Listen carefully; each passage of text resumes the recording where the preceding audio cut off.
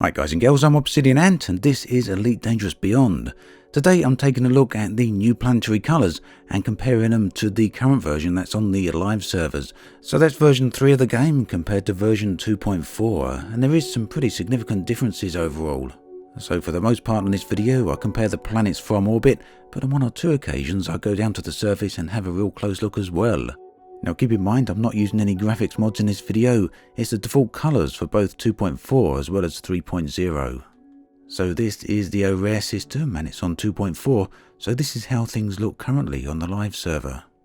I'm only going to do this once during the video, but this is how rare looked in 2.0. Granted I'm using a graphics mod here, but you can see how the colours took a dramatic nerf between 2.0 and later iterations of the game. And I really did enjoy the old white moons back then, much like our own moon in colour, but fortunately they've made it back in the game now.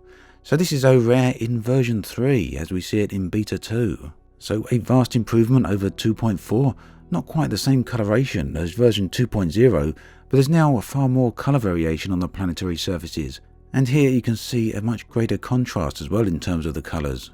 Of course what you can see here is the beige planets from 2.4, and they've been largely replaced in 3.0, which is very nice. The increased colour contrast and the colour variation does extend all the way down to the planetary surfaces as well. And this means there's now far more interesting locations down on the surface of planets, making things much better for all explorers. The downside is that on some occasions the surface details appear to be fairly low in terms of resolution and quality. But it's important to keep in mind that 3.0 isn't about surface detail, it's about planet variation and planet coloration. Surface detail is coming in another update, that's in chapter 4 of Beyond towards the end of the year. The changes here then are really only the start, and there's a lot more improvements to come later on. Here we are then back on the surface of the same planet in version 2.4, and you may notice there's a very fine layer of mist here. And that becomes more apparent in this comparison where the mist appears to be missing on version 3.0.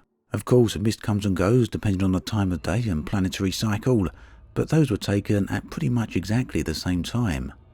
This is v3.0, one of my favourite systems, binary ringed worlds very close together in orbit. Of course you can probably tell due to the coloration of the planets this is version 2.4. So not only are the planets a brownish colour here, but pretty much the entire surface of the planet is that exact same colour, or variations thereof, which is one of the things that the new update has set out to correct.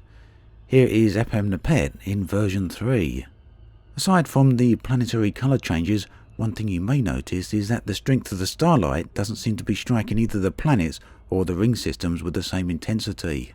In the previous clip everything here was bathed in a yellowish orangish light, and that's because these planets are very close to their parent star. So why that's not happening here is a little bit of a mystery. Maybe it's a bug, maybe it's temporarily switched off, or maybe it's fully intended to remain this way. Then again, if the light was cast over this planet, it would probably not look quite as grey as it does right here. And you can see the effect that lighting has on the planetary surfaces in 2.4, making everything look rather yellowish orange. In patch 3.0, however, that coloration or that lighting coloration appears to be completely missing. All that said though, it's the lighting that's going to be overhauled in the chapter 4 update at the end of the year, so this will all probably look very different at that point anyway. Chapter 4 then is set to bring a lot of extra things to planets, including the rock scattering down on the surfaces, improved vapour and fog, as well as other planetary phenomena, which I guess could mean a whole bunch of things. But all of that's still a long time away for now, and this video after all really is about the new planet colorations.